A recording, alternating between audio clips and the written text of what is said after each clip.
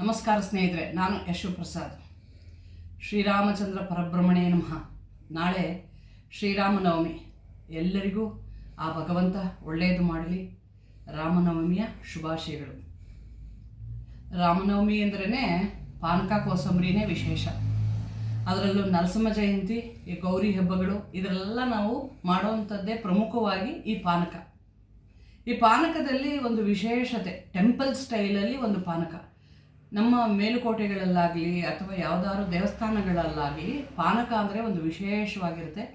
ಕೆಲವರು ಬೆಲ್ಲ ಹಾಕಿ ಪಾನಕ ಮಾಡುವಂಥದ್ದು ಉಂಟು, ಕೆಲವರು ಸಕ್ಕರೆನೇ ಹಾಕ್ತಾರೆ, ಕೆಲವರು ಹುಣಸೆ ಹಣ್ಣನ್ನು ಕಿವುಚಿ ಆ ನೀರಿಗೆ ಬೆಲ್ಲ ಹಾಕಿ ಏಲಕ್ಕಿ ಪುಡಿ ಹಾಕಿ ಮಾಡುವಂಥದ್ದು. ಅದು ಒಂದು ರೀತಿ. ಅದಕ್ಕೆ ಒಂದು ಚೂರು ಮಾವಿನಕಾಯಿ ತುರಿದು ಹಾಕಿ ಮಾಡುವಂಥದ್ದು ಒಂದು ಪಾನಕ ತುಂಬ ವಿಶೇಷವಾಗಿರುತ್ತೆ.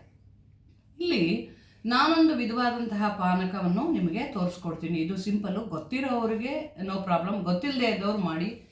ಇದು ದೇವಸ್ಥಾನದ ಶೈಲಿಯಲ್ಲಿ ಬರುವಂತಹ ಪಾನಕ. ಇಲ್ಲಿ ನೋಡಿ, ನಾನು ಸಕ್ಕರೆನೇ ತಗೊಂಡಿದ್ದೀನಿ, ಬೆಲ್ಲ ಬೇಕಾದರೂ ತಗೋಬಹುದು. ಇದು ನಿಂಬೆಹಣ್ಣು ರಸ. ಒಂದು ನಿಂಬೆಹಣ್ಣಿಗೆ ಒಂದು 2 ಸ್ಪೂನ್ 3 ಸ್ಪೂನು ಇದು ತಗೊಳ್ಳಿ. 1 ಲೋಟ ನೀರು ತಗೊಳ್ಳಿ. ಈ ನೀರಿಗೆ ನೋಡಿ ಒಂದು ಚೂರು ಇದು ಪಚ್ಚಕರ್ಪೂರ ಅಂತಂದ್ಬಿಟ್ಟು. ಈ ಪಚ್ಚಕರ್ಪೂರ ಹೇಗೆ ನೋಡಿ, ಇದು ಪಚ್ಚಕರ್ಪೂರ ಈ ದೀಪಕ್ಕೆ ಮಾಮೂಲಿ ಕರ್ಪೂರ ಆರತಿಗೆ ಉಪಯೋಗಿಸ್ತೀವಲ್ಲ, ಅದೆಲ್ಲ ಆಹಾರಕ್ಕೆ ಬಳಸುವಂತಹ ಪಚ್ಚಕರ್ಪೂರಗಳು. ಇದು ಈ ಪಚ್ಚಕರ್ಪೂರ ನೋಡಿ, ಇದನ್ನು ಒಂದು ಚೂರು ಪಚ್ಚಕರ್ಪೂರವನ್ನು ಇದಕ್ಕೆ ಹಾಕ್ಕೊಳ್ಳಿ. ಈ ಥರ ಉದುರಿಸ್ಕೊಳ್ಳಿ.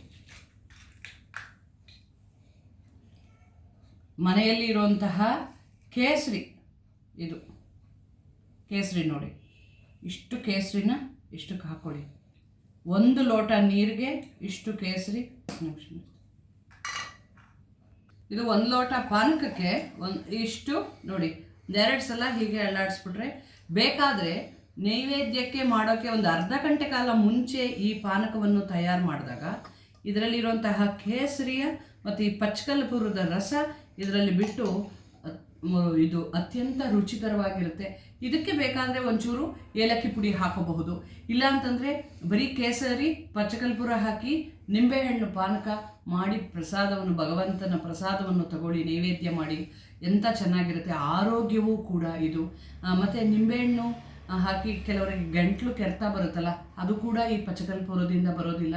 ಕೇಸರಿ ಇದೆಲ್ಲ ಒಂದು ರುಚಿಯಾಗಿರುತ್ತೆ. ನಾನು ಈಗ ನಿಮಗೆ ತೋರಿಸೋದಕ್ಕೋಸ್ಕರ ತಕ್ಷಣ ಮಾಡಿದ್ದೀನಿ.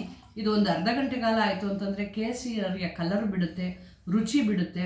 ಆಮೇಲಿಂದ ಕುಡಿಯೋಕ್ಕೂ ತುಂಬ ಒಳ್ಳೆಯದು. ಮಕ್ಕಳಾದಿಯಾಗಿ ಯಾರು ಈ ಪಾನಕ ಬೇಡ ಅಂತಾರೋ ಅಂಥವರೆಲ್ಲ ಕುಡಿತಾರೆ. ಇದು ದೇವಸ್ಥಾನಗಳಲ್ಲಿ ಸಾಮಾನ್ಯವಾಗಿ ನಮ್ಮೂರುಗಳಲ್ಲಿ ಮಾಡುವಂತಹ ಪಾನಕದ ಒಂದು ವಿಧಾನ. ನೀವು ಮಾಡಿ. ನಾಳೆ ರಾಮನವಮಿ, ಇದನ್ನು ಮಾಡಿ ಭಗವಂತನಿಗೆ ಅರ್ಪಿಸಿ. ಎಲ್ರಿಗೂ ಒಳ್ಳೆಯದಾಗಲಿ. ರಾಮನವಮಿ ಶುಭಾಶಯಗಳು. ಧನ್ಯವಾದಗಳು.